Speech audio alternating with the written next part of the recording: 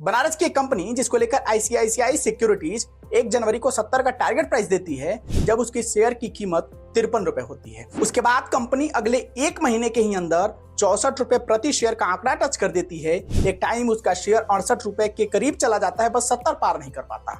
आज 46 पर ट्रेड कर रहा है। बड़ा सवाल यह है कि तब ऐसा क्या हुआ था कि आईसीआईसीआई ने 70 का टारगेट प्राइस दिया और अब ऐसा क्या हो रहा है कि कंपनी का शेयर पिछले 1 महीने में 10% से अधिक का नुकसान करा चुका है। तब की बात करें तो कंपनी को रिकॉर्ड प्रॉफिट हुआ था। रही बात अब की तो उसके लिए आपको पूरी एनालिसिस रिपोर्ट देखनी पड़ेगी ताकि आपको बात समझ आ सके। चलिए आज के क्विक स्टॉक एनालिसिस की शुरुआत करते हैं और इस 50 रुपए से कम कीमत वाले स्टॉक के बारे में जानते हैं। अपना बैंक बैलेंस ठीक कर लीजिएगा, क्या पता आपका मूल निवेश का हो जाए। शुरुआत कंपनी के काम से करते हैं। कंपनी का मेन काम सेविंग, डिपॉजिट, लोन, इंश्योरेंस और इन्वेस्टमेंट से जुड़ा हुआ है। वैसे देखें तो कंपनी मेन फोकस लोन और इंश्योरेंस पर कर रही है। जनवरी में ही एक रिपोर्ट आई थी जिसमें लोन ग्रोथ में तेजी देखी गई थी। सिंपल सी बात है कि जब इकोनॉमिक ग्रोथ फेज में होती है तो दूसरे लोग अपने बिजनेसेस और दूसरी जरूरतों के लिए लोन लेते हैं। इससे लोन सेक्टर में बूम देखने को मिलता है। इंश्योरेंस सेक्टर की ग्रोथ की बात करें तो इरडा की रिपोर्ट कहती है कि 2026 तक इंश्योरेंस इंडस्ट्री $222 बिलियन की हो जाएगी। यानी ग्रोथ का मामला तो यहाँ साफ साफ दिख रहा है।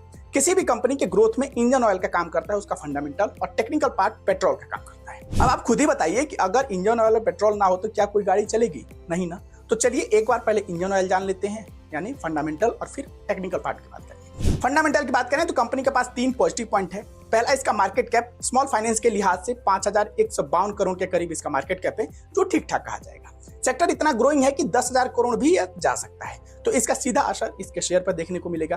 कंपनी का पी रेशियो इंडस्ट्री से कम है, जो कि होना भी चाहिए। आरओई यानी रिटर्न ऑफ इक्विटी की बात करें, जो सालाना निवेशकों को होने वाली औसत कमाई को बताता है, वो 12% से अधिक होना चाहिए और यहाँ ऐसा है।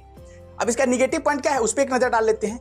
कंपनी का ईपीएस 50-100 के बीच ना होना और डिविडेंड 0 होना। फिर भी आप देखेंगे कि कंपनी के ऊपर निवेशकों की रुचि है और इसके वॉल्यूम में मस्त तेजी है, 38 लाख के करीब। अब आप सोच रहे होंगे कि सर मुद्दे पर आइए, ये बताइए कि स्टॉक ऊपर जाएगा या नहीं। ये सब क्या क्या बता रहे हैं। देखिए, स्टॉक ऊपर जाएगा नहीं, इसके लिए आपको सबसे पहले प्रॉफिट रिपोर्ट जानना पड़ेगा। ये देखिए, इसका रेवेन्यू और एक्सपेंसेज दोनों पिछले 4 सालों में हर बार बढ़ा है। कम हुआ है तो सिर्फ नेट प्रॉफिट। हालांकि मार्च 2023 में कंपनी ने उसे रिकवर कर लिया है। यही हाल बैलेंस शीट का है। इसमें रिजर्व में बढ़ोतरी देखी गई है, जो अच्छी बात है, लेकिन कर्ज में भी बढ़ोतरी हुई है, जो नहीं होनी चाहिए थी। प्रॉफिट रिपोर्ट स्पष्ट बता रही है कि कंपनी नेट प्रॉफिट की ग्रोथ को मेंटेन नहीं कर पा रही है। एक बड़ा कारण है कि कंपनी के शेयर में तेजी नहीं देखी गई। दूसरा कारण कि कंपनी का नॉन परफॉर्मिंग एसेट जो है वो 3% डिक्लाइन हुआ है। अब अगर इन सारे फैक्टर को समराइज कर लें तो यह समझ आता है कि जब कंपनी मार्च 31 तक का जो लास्ट क्वार्टर का रिजल्ट जारी करेगी 2023-24 फाइनेंशियल ईयर का, अगर उसमें कुछ तूफानी दिखती है तो कंपनी के शेयर में तूफानी देखी जा सकती है। बाकी निवेश से पहले आप मार्केट एक्सपर्ट से जरूर सलाह लीजिए। यह सिर्फ एक एनालिसिस रिपोर्ट है।